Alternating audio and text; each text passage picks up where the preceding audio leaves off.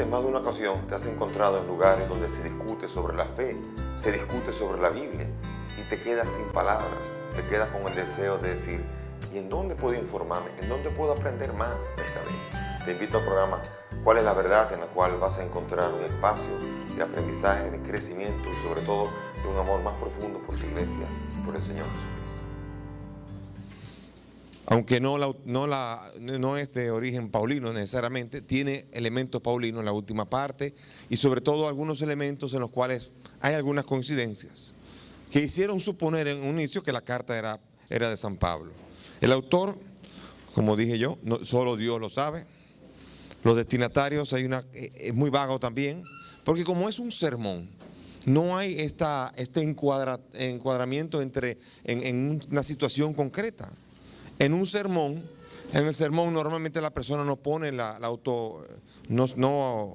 firma, no dice yo, uno en la predicación no dice el nombre de uno. En un sermón normalmente están expuestas ideas. No es como en una carta en donde se va abriendo, se va cerrando y se saluda y se van haciendo, porque en la carta normalmente la comunidad está lejos. Y entonces hay recomendaciones, hay cierre, hay saludos de parte de los de aquí, saludos a los de allá, y despedida, paz, adiós. Pero en un sermón no. En un sermón se habla a un grupo y por tanto no es tan sofisticada la introducción o la conclusión de un discurso. En el discurso basta dar un inicio y basta a saber dar un buen cierre, pero nada más. Por tanto, por esta razón, probablemente no tenemos claridad de hacia quién se dirigió, aunque definitivamente la carta tiene un conocimiento enorme del Antiguo Testamento que hace suponer que está dirigiendo la carta a destinatarios que conocen la Escritura. No es como ahora. Ahora las personas tienen más capacidad de recordar el Antiguo Testamento y el Nuevo Testamento porque ahora, desde el siglo XI y XII, se separaron los textos, se separaron en capítulos y en versículos. Pero hasta el siglo XI y siglo XII no había capítulos, no había versículos. Y el que se sabía la Biblia, te la tenía que saber de memoria para saber que ahí estaba eso. No es como ahora. Ahora, claro, capítulo 61 de Isaías. Ah, sí, el Espíritu de Dios está sobre mí. Claro, ahora en esta división de capítulos hace mucho más fácil la capacidad de memorizar versículos. Pero en esa época, cuando Jesús, ¿se acuerdan que abrió el libro de Isaías? Nosotros sabemos que abrió el capítulo 61, según el siglo XI y XII. Pero en aquel momento era el texto, lo abrió y buscó el capítulo, ahí donde nosotros llamamos capítulo 61 y leyó, el Espíritu de Dios está sobre mí. Y por tanto las lecturas y la selección de los textos requerían de un gran conocimiento de la Escritura. No todo el mundo podía seleccionar textos. Todavía ahora hay gente que tiene dificultad para seleccionar textos y ya tenemos la Biblia dividida por capítulos y versículos. Imagínense en aquella época, había que ser bastante erudito para saber recordar que eso estaba en las Escrituras o que no. Por tanto, este autor, la carta a los hebreos, está haciendo una gran cantidad de citas en donde hay que conocer la Escritura para decir, sí, eso también. Y para que recordando las Escrituras, uno pueda decir, bueno, le está escribiendo a gente que conoce las Escrituras del Antiguo Testamento. Como también en los Evangelios, el de Mateo. El de Mateo constantemente está diciendo, en eso se cumplió la profecía de, y uno supone que está escribiéndole a un auditorio que tiene conocimientos de las Escrituras. Aquí también, él es una persona extremadamente culta, pero también es una persona que supone, porque tampoco se va a alocar a tirar paqueticos sin que nadie lo entienda, supone que está adecuándose al auditorio al que le está predicando ese sermón y supone que están entendiéndole. Por lo tanto, es muy fácil deducir que el autor le está hablando a por lo menos judíos que se convirtieron al cristianismo, porque es una carta cristiana y porque tiene gran conocimiento del judaísmo. Cuando un pagano se convierte al cristianismo, cuando los paganos se convertían, no hacía falta predicarlo tanto de Abraham, ni de Moisés, ni de la ley, porque ya estaban frescos, estaban en tabula rasa. Y se comenzaba con Jesucristo, y de ahí para adelante se iba a conocer todo el resto de las Escrituras. El centro de la predicación es Cristo. Pero cuando se predica a judíos, Cristo es el cumplimiento de promesas que ya se conocen, preexistentes. No sé si me explico. Entonces, por esto, cuando el Antiguo Testamento y el Nuevo Testamento se leen en clave promesa y cumplimiento, y ya se conoce la promesa, entonces se descubre en Cristo el cumplimiento. Pero quien no conoce la promesa, es muy difícil comenzar a explicar una promesa para que después decirle, bien, eso fue lo que cumplió el Señor. La predicación se hace de otra manera, presentando a la persona de Jesús, que no es el caso. En este caso, el auditorio conoce las promesas. Circunstancias, sabemos bien el tiempo. Es muy probable que fuese antes del año 70, pero en el año 70, entre el 65, 66 y 70, es muy probable que haya sido escrita esta carta, porque no da la impresión de que el templo haya sido destruido todavía. Todavía las instituciones, una de ellas, el templo, las tres instituciones principales que tenía el mundo, el judaísmo, eran la ley, el sábado y el templo. Por lo tanto, el templo estaba tan fresco en la predicación que es muy difícil que uno se ponga a cuquear y a tocar la llaga de una herida tan grande entre todos los que tienen amor por Jerusalén.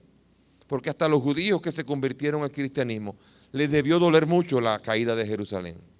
Cuando le hablaban de Jerusalén decían, ay, sí, Jerusalén.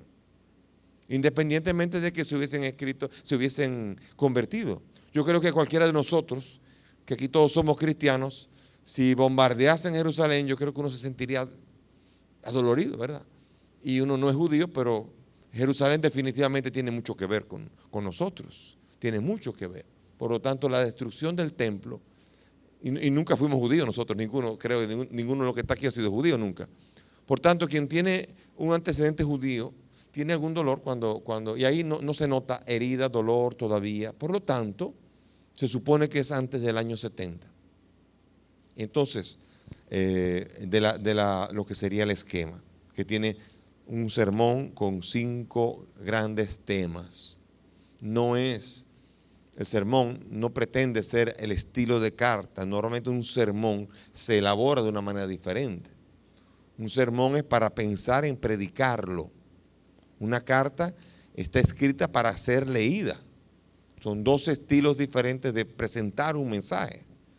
En este mensaje no todo está tan sistematizado como está sistematizado en una carta. En breve regresamos con ¿Cuál es la verdad?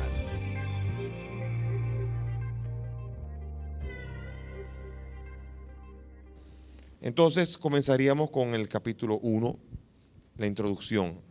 ¿Se acuerdan que dije que teníamos del 1.1.4? Tenemos aquí la introducción. Después tenemos 5 puntos que no nos metemos ahora a especificar. Y después la conclusión, que sería más bien hacia capítulos 13 del 20 al 25. Una larga conclusión dividida en 2 partes, que ya explicaremos. Pero nada, entonces vamos a comenzar con leer la lectura de la carta. La carta es densa, quizá al inicio hay mucho material inmediatamente, por lo tanto vamos a tener que comenzar muy lento y después se va a acelerar un poco. Pero la carta es intensa, muy intensa. Vamos a leer el exordio. El exordio tiene la finalidad, el exordio o introducción, tiene la finalidad de introducir la figura del Hijo de Dios. Todavía hasta finales del capítulo 2 no va a mencionar el nombre de Jesús todavía. Va a llamarle el Hijo.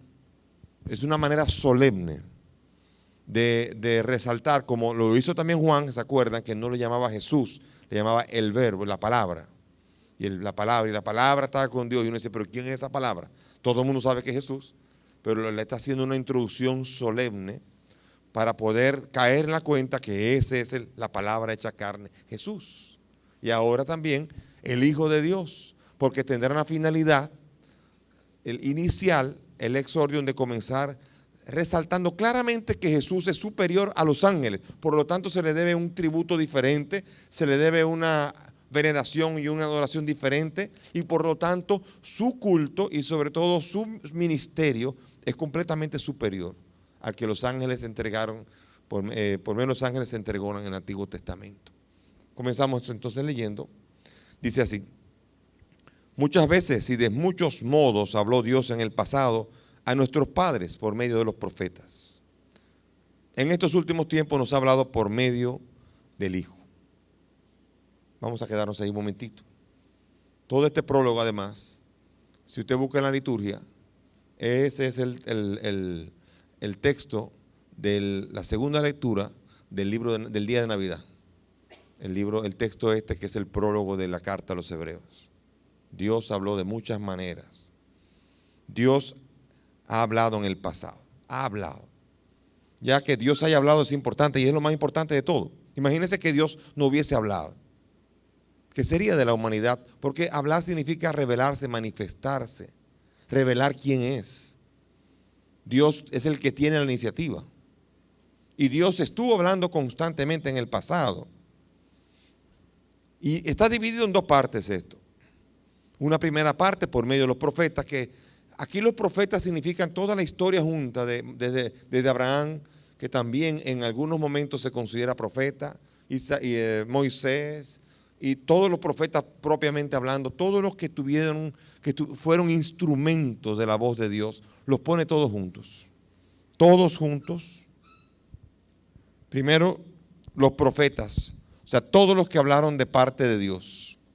Y aquí mete el autor a todo el mundo, desde Abraham hasta el último de los profetas, ahí está. Dios a través de la historia se la pasó hablando, se pasó revelando quién era. Claro que siempre fue una revelación progresiva. Cada vez se le iba revelando más y más, pero nunca había llegado a la plenitud. Y por tanto dice, por medio de los profetas y en los últimos tiempos, por medio del Hijo. El Hijo. Y aquí es interesante ver que no hay más.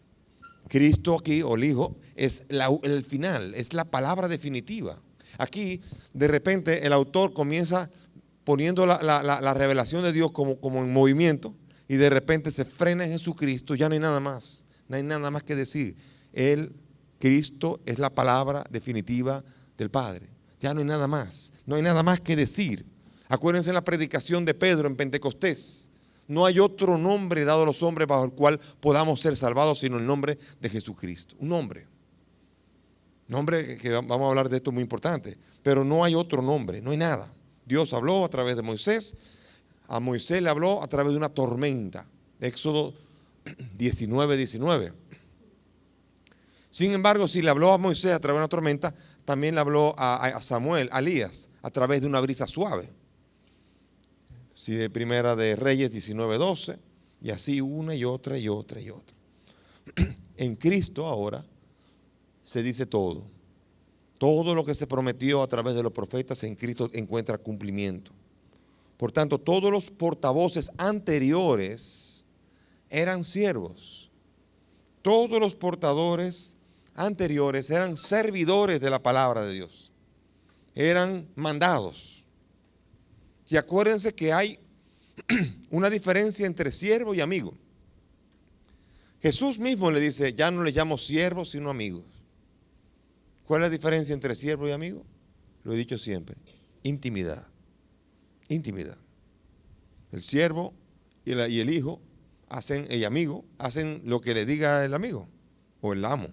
Pero la diferencia es que el amigo es íntimo. Y aquí todos los que estuvieron de parte de Dios hablando, todos eran siervos, todos eran servidores. Uno solo es el Hijo. ¿Se acuerdan la famosa parábola del capítulo 21 de Mateo? Cuando se refería a Israel. Interesante, en el capítulo 21, versículo 33, se nos presenta a nosotros Jesús poniendo un ejemplo y diciendo, volvía 31 aquí. 33. Escuchen esta parábola. Era un propietario que plantó una viña. ¿Cuál es la viña? Israel. La rodeó de una cerca, cavó en ella un lagar y edificó una torre, la arrendó a unos labradores y se ausentó. Ese es el Padre, que constituyó un pueblo y que el pueblo no lo ve, no ve al Padre. Y entonces ahora se presenta diciendo, cuando llegó el tiempo de los frutos, envió sus siervos a los labradores, sus siervos. ¿Quiénes son esos siervos? Abraham, Isaac, Moisés, Elías, Eliseo, todos, Miqueas, Isaías, todos los siervos de Dios que estuvieron haciendo el servicio de mandar a buscar frutos de conversión. Y entonces, ¿qué pasó? Dice, pero los labradores agarraron a los siervos, los judíos, agarraron a los profetas y a uno le golpearon, a otro le mataron y a otro le apedrearon. Esto se llama, de muchas maneras habló Dios al hombre. Y constantemente le decían, no, no, no. Y fíjense aquí la parábola, cómo sigue. Y dice, de nuevo envió otros siervos en mayor número, pero los trataron de la misma manera. Finalmente les envió a su hijo, diciendo, a mi hijo le respetarán. ¿Quién es? Cristo aquí. Y es Jesús que está hablando del mismo. Y está diciendo, a mi hijo le van a respetar. Y entonces, pero los labradores al ver al hijo, se dijeron entre sí, este es el heredero. Vamos, matémoslo y quedémonos con su herencia. Y le agarraron y le echaron fuera de la viña y le mataron. O sea, lo mataron. A Jesús lo crucificaron. Y entonces dice, cuando venga el dueño de la viña, ¿qué hará con aquellos labradores?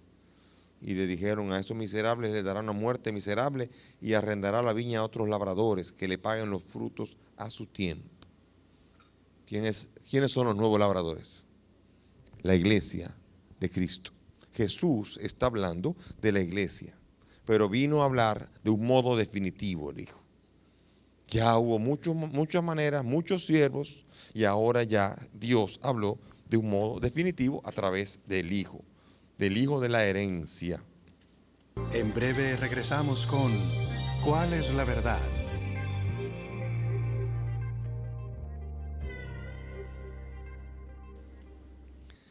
Seguimos entonces leyendo.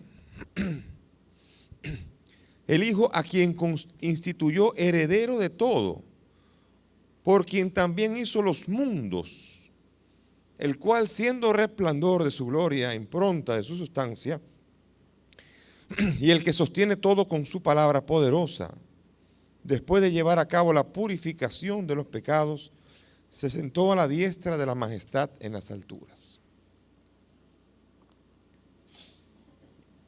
Aquí hay un largo recorrido de 7 características propias de ese Hijo. Primero dijo que habló de muchas maneras, pero finalmente a través del Hijo. Y de ese Hijo hay 7 características particulares. 7. ¿Qué le recuerda el número 7? Es el número propio con el que ordenan los datos el pueblo de Israel. El 7 es el número de preferencia para ordenar las cosas. Cuando demos el libro del Apocalipsis, van a ver que el número 7 se va a cansar de 7 ahí, porque van a haber 7 por todos lados. Pues así va a ser también ahora. El 7 es un número que va a estar rigiendo el ritmo del desarrollo de la carta a los hebreos. Entonces, vamos a ver qué dice aquí. Dice aquí, primero, constituyó heredero de todo. Primera característica, él es el heredero. Yo les hablaba de la viña también dijo, ese es el Hijo, el heredero de todo. Ese tiene un eco claro en el Salmo 2. En el Salmo 2, versículo 8, donde se nos presenta a nosotros aquí el salmo mesiánico que hace referencia a esta realidad. Salmo 2:8 dice así: Tú eres mi Hijo amado, yo te he engendrado hoy. Constituido. O sea, ahí está el Hijo que ahora le va a dar en propiedad todas las naciones en herencia. Pídeme y te daré en herencia todas las naciones en propiedad, los confines de la tierra, con cetro de hierro. O sea, a quien el Salmo está hablando es el heredero de todo. Y eso es lo que nos ha presentado, primera característica, a quien ha instituido heredero de todo. También, segunda característica, por quien también hizo los mundos. Los mundos. Aquí estamos hablando, aiones significa edades, mundos. Aquí hay una palabra que es cósmica, que aquí estamos hablando de todo lo que es el universo en espacio y tiempo. Aquí hay un eco claro en Juan capítulo 1, versículo 3, que dice que por Él se hicieron todas las cosas y sin Él nada fue hecho. O sea que aquí está hablando de que por Él también se hizo todo el universo se ha hecho por Él. Esto es un interesante versículo que nos habla a nosotros de la realidad de Cristo, causa porque todo existe. Colosenses capítulo 1, versículo 16. Todo en Él fueron creadas todas las cosas, en los cielos y en la tierra, las visibles y las invisibles, los tronos, las dominaciones, los principados y las potestades. Todo fue creado por Él y para Él. Fíjense que aquí hay todo, cada frase que está diciendo aquí tiene una densidad enorme. Está llena de un contenido teológico intenso. No es una narrativa como los evangelios, ni es una carta a la ligera, sino que es una carta que cada frase hay que medir lo que está diciendo. Es un predicador que está introduciendo de una manera fuerte, intensa, lo que es el discurso que va a desarrollar. También el tercero dice, el cual es el resplandor de su gloria e impronta de su sustancia. Resplandor de su gloria. Aquí hace referencia a la sabiduría. Aquí hay ecos del Antiguo Testamento. Todo el mundo aquí está calentando los motores y ya se está sintiendo el sabor al Antiguo Testamento. Aquí evoca el capítulo 7 del libro de la sabiduría en el versículo 25, que dice así. Dice, es un hálito del poder de Dios, una emanación pura de la gloria del Omnipotente, por lo que nada manchado llega a alcanzarlo. Es un reflejo de la luz eterna. Es un espejo sin mancha de la actividad de Dios, una imagen de su bondad. Aquí, sabiduría, el libro de sabiduría, quien ha leído la sabiduría ya dice, esto yo lo leí en algún lado. Este tiene un sabor a judaísmo claro. El sol brilla e ilumina la tierra. Cristo ilumina el corazón de cada hombre. Aquí hay una imagen de la luz como la sabiduría que hace llegar a cada hombre al conocimiento pleno de la verdad. Apaugasma es un brillo que hace ver las cosas claramente. Ese es el libro, ese es el término que utiliza aquí cuando está diciendo, Él es un resplandor de su gloria, un fruto de la luz de su gloria que permite conocerlo mejor a Él. Aquí el autor está utilizando textos que son y términos que no se usan en todo el resto del Nuevo Testamento. Es una persona culta, es una persona que conoce el griego de una manera extraordinaria. Siguiente versículo es decir, impronta de su sustancia. Impronta de su sustancia. Es aquí la imagen, carácter. No tanto icon, de icono, sino un icon sería una imagen que es para ver, para contemplar, pero carácter en griego significa algo que tiene su forma propia, que tiene su modalidad propia de ser. Y dice que Cristo es una huella de ese modo de ser del Padre. Aquí está igualando a Jesús al Padre, no solamente en cuanto a lo que parece, sino en cuanto a su sustancia.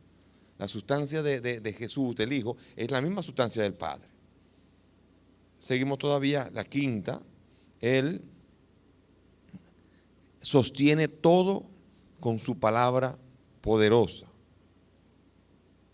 Aquí es la voz que hizo que todo existiera.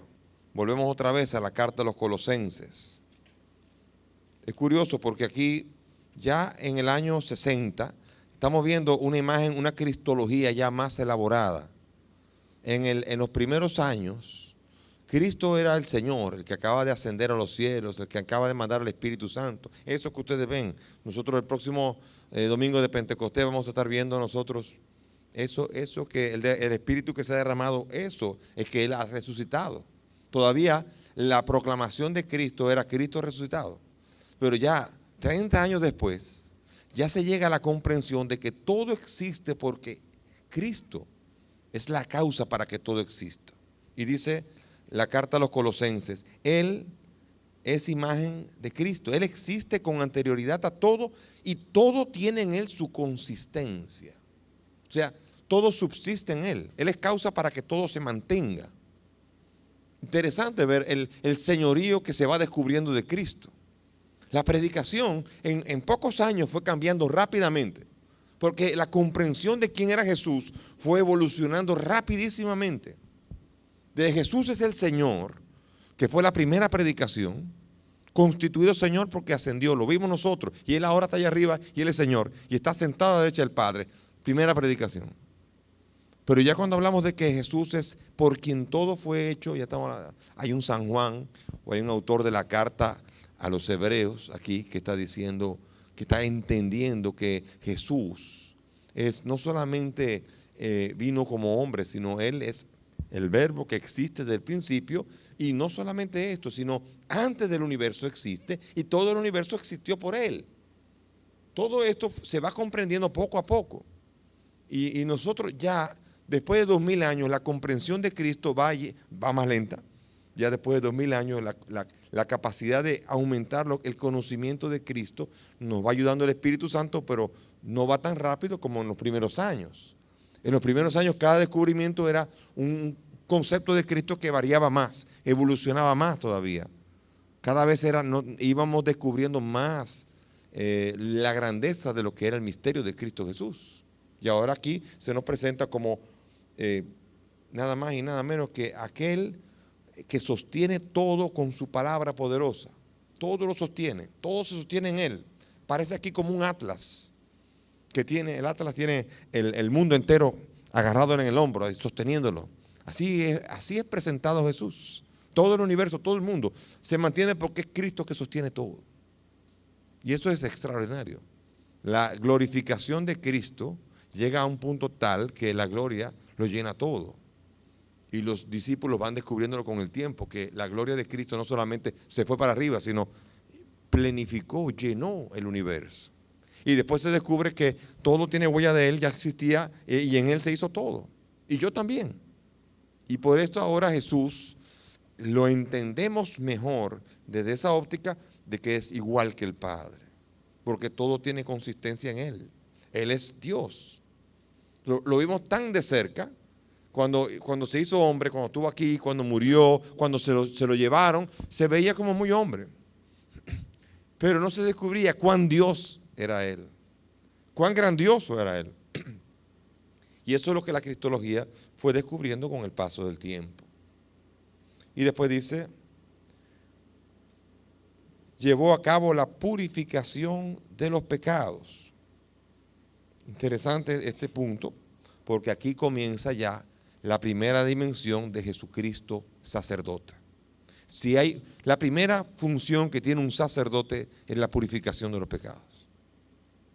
Para que la mediación entre Dios y los hombres sea correcta, tiene que quitarse la barrera del pecado. Y por esto Jesús aquí, el Hijo, es presentado como que llevó a cabo la purificación de los pecados. Es un salto del universo, ahora estaba en el universo y ahora de repente, ahora se nos está presentando a Cristo en relación con nosotros. Es el Redentor, es el que ha venido para que nuestro pecado se vaya. Él es el que verdaderamente purifica. Él es el sumo sacerdote. Y ese va a ser el acento más importante de toda la carta. Toda la carta va a recorrer, después de 6 puntos, ese punto que es el sexto, es el que va a recorrer toda la dimensión de la carta, todo el énfasis de la carta a los hebreos va a ser puesta en esta dimensión de Cristo sacerdote que purifica plenamente, es eficaz. Un sacerdocio muy superior a los sacerdocios que trajeron los ángeles, porque este lo trajo nada más y nada menos que el Hijo de Dios mismo, superior en todo. La purificación es perfecta. Quiere decir con esto que Él, otra palabra que va a aparecer mucho es una sola vez. Él murió una sola vez y para siempre. Purificó por una sola acción el pecado para siempre.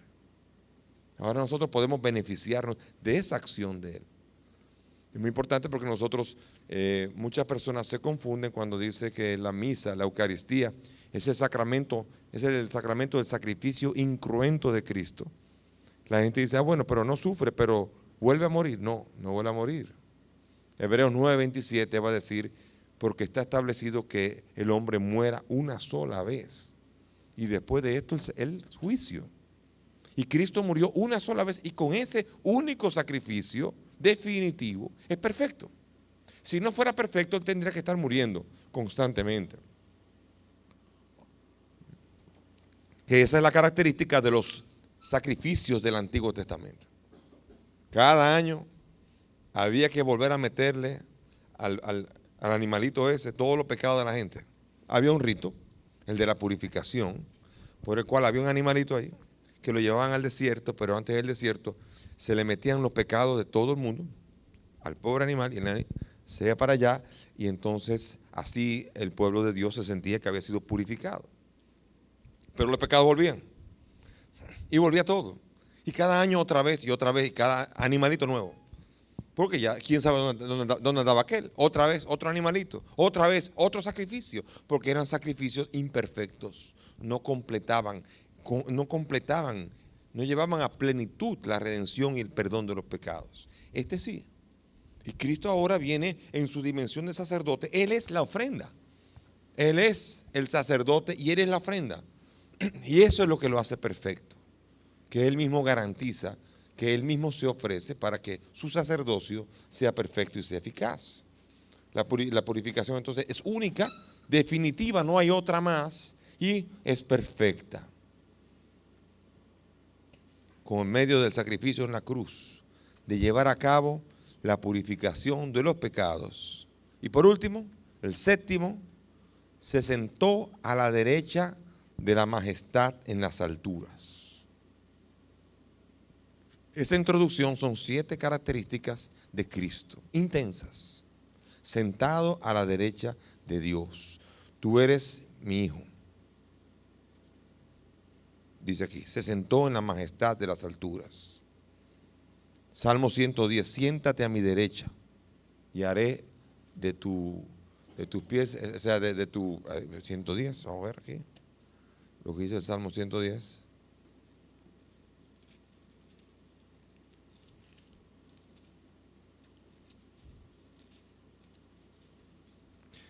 Oráculo de Yahvé a mi Señor, siéntate a mi derecha hasta que yo haga de tus enemigos el estrado de tus pies. Aquí Jesús tiene la dimensión de que ha sido elevado, de que ha sido sentado a la derecha. ¿Qué quiere decir sentarse a la derecha? Ustedes han oído muchas veces la palabra la derecha del Padre. ¿Qué significará la derecha? Viene de la época tribal. La derecha es el órgano más, la derecha, la mano derecha, es el órgano más poderoso que tiene el ser humano, o el más diestro. Por tanto, cuando en la época tribal alguien es el frágil, normalmente va a la izquierda. El escudo protege a la persona y con la derecha entonces se ataca. O sea, antropológicamente la derecha es el que manifiesta el poder y con la izquierda, el que se sienta a la izquierda, entonces es el protegido. Por eso en el protocolo de la boda, por eso la mujer va a la izquierda. Se supone, ahora las mujeres son más fuertes que los hombres, pero se supone que la mujer va a la izquierda porque se supone que el hombre es que la protege y ahora es mejor que las mujeres protejan a los hombres. Pero, por ejemplo, en un banquete ocurre que se va a sentar a la derecha del rey, ¿no? O a la derecha del presidente. En protocolo, quien sientan a la derecha del rey, ¿saben lo que está haciendo? El rey está diciendo, esta noche tú eres el que lleva el escudo y me vas a proteger. Y tú eres el que va a pelear por mí. Por lo tanto, tú tienes el mismo poder que yo. Eso es lo que quiere decir la derecha. Sentarlo a la derecha es un signo que no es que Jesús se fue a sentar allá arriba y está sentado. Quiere decir con esto, sentado a la derecha significa un puesto de honor, en donde la persona está diciendo, tú eres el fuerte hoy. Tú vas a pelear como si fuera yo, tú vas a la derecha, yo estoy a la izquierda. Yo soy hoy el protegido y tú eres el que pelea por mí. Eso significa sentarse a la derecha. Y por eso en el banquete, sentarse a la derecha del presidente o sentarse a la derecha del rey, o es un atrevimiento o es que el rey o el presidente tienen una gran deferencia con la persona que sientan a la derecha. Y cuando se dice que Jesús está sentado a la derecha del Padre, está diciendo, él pelea que si fuera el Padre y él, es lo mismo que peleen. Tiene tanto poder que él puede llevar el escudo al Padre, ponerlo a la izquierda y él puede pelear y es lo mismo. Eso significa la dignidad, significa que ha sido elevado, significa que ahora él podría hacer las mismas obras que hace el Padre. No es menos que el Padre. Ahora puede sentarse así y eso significa entonces elevado a la derecha de Dios. Y es bellísimo esta frase porque aquí denota entonces verdaderamente que ha sido sentarse a la derecha. Y lo decimos tanto, ¿verdad?, en el credo. Y se sentó a la derecha del Padre. Y lo hacemos repitiendo sin saber. Yo espero que ahora, alguna que otra vez, cuando digan se sentó a la derecha del Padre, quiero que entiendan que se elevó a tener la misma dignidad, que el Padre tiene tanta confianza que si la obra la tiene que hacer el Hijo, es como si lo hiciera Él. Él se pone, el Padre a la izquierda y Él se puede poner a la derecha. Y es lo mismo, la obra sigue adelante. En breve regresamos con ¿Cuál es la verdad?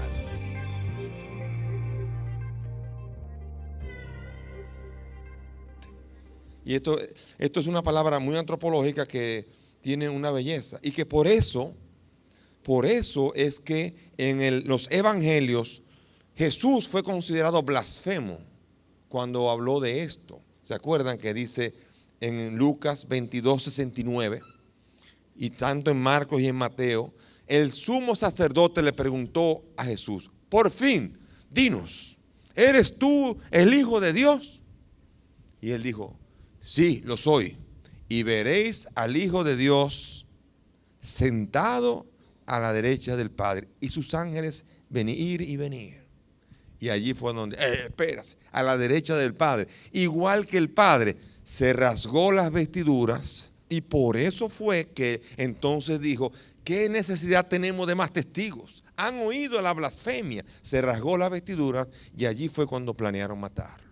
En el proceso, él declaró, sentarse a la derecha del Padre es, sí, y yo soy uno como el Padre. Y eso fue lo que el Sanedrín no fue capaz de aceptar. Y fue considerado como una blasfemia radical que lo llevó a la muerte. Entonces, aquí, cuando dice, se sentó, ¿cómo dice aquí? Se sentó en la majestad, a la diestra de la majestad de las alturas. Es en gramática una perífrasis, para dar más énfasis de que la grandeza, de la grandiosidad, es un modo de decir, solemnemente está describiendo en sentido teológico todo lo que significa la ascensión de Jesús, la glorificación de Jesús. Y aquí lo está exaltando al Hijo. Y tiene una finalidad concreta, retórica, esta exaltación que está haciendo, que la vamos a ver desde que comencemos la primera idea. Pero vamos a terminar el versículo 4 ahora. El versículo 4 dice, fue sentado a la derecha de la majestad de la altura, con una superioridad sobre los ángeles, tanto mayor cuanto más le supera en el nombre que ha heredado. Aquí, importante, la exaltación. Jesús ha heredado algo. ¿Qué ha heredado? Él es el profeta. La palabra final. ¿Se acuerdan que dije? Los profetas. Y él es el profeta que tiene la palabra final.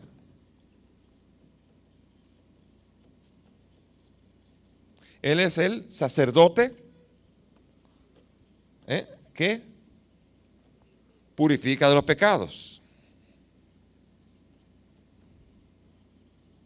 Y él es el rey que está ¿qué? Sentado a la derecha del Padre, sentado junto al Padre. Que él es profeta, sacerdote y rey. Belleza, esta dimensión del munus sacerdotal de Jesús, que munus, profeta, sacerdote y rey, significa las tres dimensiones de Jesús. Aquí están encerradas en la introducción. Toda la teología católica sabemos muy bien que los bautizados participamos del sacerdocio de Cristo. Quizá muchos no lo sabían, pero no es solamente el sacerdote el que ejerce el ministerio sacerdotal. Todos los bautizados son sacerdotes, porque todos los bautizados pueden ofrecer sacrificios agradables a Dios. Y todo el pueblo sacerdotal puede ofrecerse y puede ofrecerse como una oblación pura, inmaculada y santa. Y todo el pueblo tiene que tener esa conciencia de que el sacerdote, yo dirijo al pueblo sacerdotal, pero el pueblo sacerdotal somos todos. Y todos somos los que hacemos la acción sacerdotal. Todos también somos profetas. Acuérdense de la palabra de Moisés, cuando le tenían tirria, que habían algunos que estaban profetizando, y le dijo él, tú tienes envidia, ojalá todos fueran profetas, ojalá todos fueran profetas. Ya quisiera yo. Y ahora sí, ahora nosotros tenemos todos la unción del Espíritu Santo, que también tiene Jesús. Ahora también nosotros participamos del Espíritu y nos unge con fuerza y con poder, y todos podemos hablar de parte de Dios movidos por el Espíritu Santo. Somos profetas de Dios en Cristo, porque el sacerdote es Cristo, y nosotros participamos del sacerdocio en Cristo. Participamos del profetismo de Cristo en Cristo, y también reinaremos con Cristo, porque el Rey es Él. Y todo este pueblo que está aquí reinará con Cristo. Reinará en el Rey. El que permite que nosotros seamos reyes, si se puede llamar así también, y lo es porque Él es Rey. Por lo tanto, el bautizado participa de la dimensión de Cristo, sacerdote, profeta y Rey.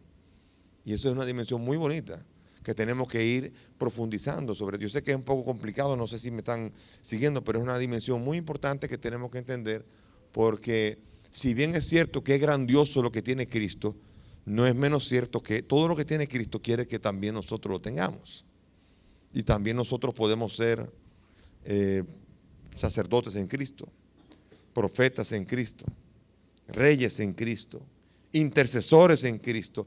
Y oigan lo que voy a decir. Porque si hay alguien aquí que se ciñe solamente a las Escrituras de un modo fundamentalista, se va a ofender con lo que yo voy a decir. Pero todos podemos ser también mediadores en Cristo. Hay uno que va a decir, no, porque la palabra dice que hay un solo mediador entre Dios y los hombres. Sí, y un solo rey, y un solo profeta, y un solo sacerdote. Y nosotros solamente participamos de su sacerdocio, profetismo, de su reinado, de su mediación y de todo. Y no hay por qué escandalizarse por esto. No, hay un solo mediador y un solo rey y un solo profeta y un solo sacerdote. No sé si me están entendiendo. Porque hay una palabra que dice, no, porque la Biblia dice, sí, la Biblia dice, y yo lo creo, y es verdad. El mediador es Cristo, el sacerdote es Cristo, el profeta es Cristo y el rey es Cristo. Nosotros solamente lo somos en participación de Él, que lo es por esencia. Con una superioridad sobre los ángeles. Él es superior a los ángeles. Aquí estamos hablando de que aquí están los hombres, aquí están los ángeles, y aquí está Dios. Y ahora Cristo pasó de aquí a aquí. Es superior a los ángeles, supera en todo, y eso es lo que la primera idea va a desarrollar con mucha fuerza. ¿Por qué le supera? Porque ha heredado un nombre. Nombre. Esa es otra palabra en hebreo muy importante. Hashem, el nombre. Hashem Adonai, el nombre de Dios. El nombre en la Biblia significa la persona. Por eso en la Biblia, cada persona cuando nace o se le impone un nombre, se le impone no al caso. Cuando nosotros bautizamos un niño de nuestros hijos, decimos, ¿cómo le va a poner? Me gusta Carolina, no me gusta Josefina, me gusta Manuel. Pero los judíos no hacen eso. Los judíos, si Benjamín dio brega a nacer, le pone Benjamín. Benjamín significa el fruto de mi esfuerzo, porque nació dando mucho trabajo a su mamá. Y a Jacob se le cambió el nombre cuando tuvo su misión, que fue la de luchar con Dios, y se le llamó Israel, que significa fuerte como Dios. Y a Abraham se le llamó Abraham, que significa padre, Ra, muchos, Am, pueblo, padre de muchos pueblos. O sea que cada uno, el nombre que tiene, denota quién es. Cuando uno conoce el nombre, conoce quién es la persona. Y por eso cuando en el Éxodo capítulo 3, Dios se revela a Moisés y le dice a él, ve y libera a mi pueblo que he visto la aflicción de mi pueblo. Te envío a ti para que seas el liberador. Y él dice, pero para yo decirle eso, tengo que darle tu nombre. ¿Cuál es tu nombre? Nadie puede tener el nombre, el Hashem Adonai. Nadie puede oír el Hashem Adonai. ¿Y qué le dijo? Le dijo, cuando le digas, dile que es Ejeye. Yo soy el que soy. Porque tú no puedes, si tú supieras mi nombre, me tendrías a mí, toda mi misión, todo mi misterio. Y nadie puede tener el nombre de Dios. Y por eso en la Biblia, en el Antiguo Testamento, es presentado el nombre de Dios como un tetragrama.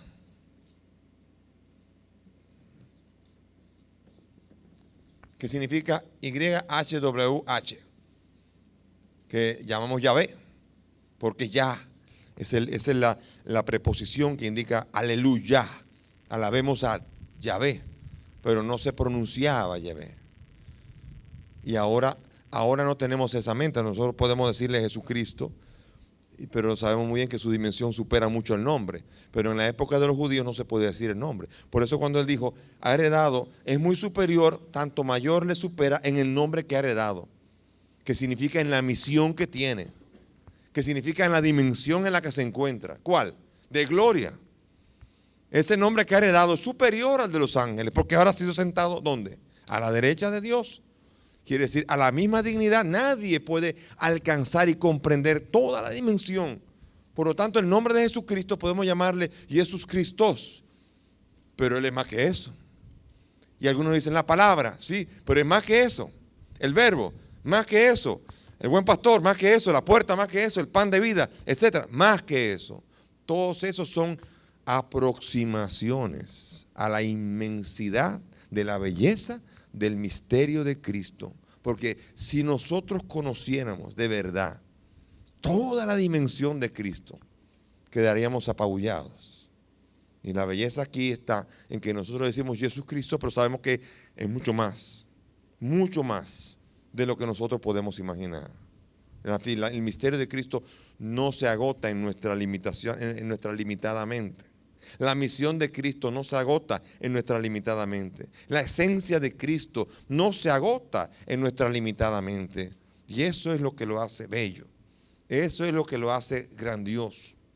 Saber que mismo Pablo dijo que ni los ojos han visto, ni los oídos han oído, ni la mente del hombre es capaz de imaginar lo que Dios tiene preparado para aquellos que le aman. ¿Qué te pide Pablo? Obedécele lo que le aman. Usted no le ama si usted no lo obedece. Si usted dice que ama a Cristo, pero no le obedece y no hace lo que Él le pide, usted no lo está amando. Jesús dijo, si me aman, guardará mis mandamientos. Por lo tanto, para poder decir que yo amo a Cristo, tengo que seguirle y tengo que obedecerle. Y por eso, y esa es la manera en cómo yo lo puedo amar. Entonces, el ojo, ni ojo vio, ni oído ha oído, ni la mente del hombre es capaz de imaginar para todos los que aman a Cristo. Es decir, para todos los que obedecen a Cristo. Hay una herencia que supera en mucho las posibilidades de nuestra comprensión. Y aquí Jesús entonces nos está metiendo en una dimensión muy intensa, en una dimensión sobrenatural. Nos está metiendo en la esfera divina. Y ahora subió Él. Pero ustedes van a ver en el transcurso de la carta a los hebreos a dónde nos quiere llevar nosotros también. ¿Se acuerdan que la carta de San Juan dice, a donde yo esté, Señor, que estén ellos? Imagínense entonces, vayan proyectando para saber que Jesús aquí tiene un plan que supera en mucho todo. No te pierdas la próxima entrega de ¿Cuál es la verdad? Un espacio para crecer en la fe.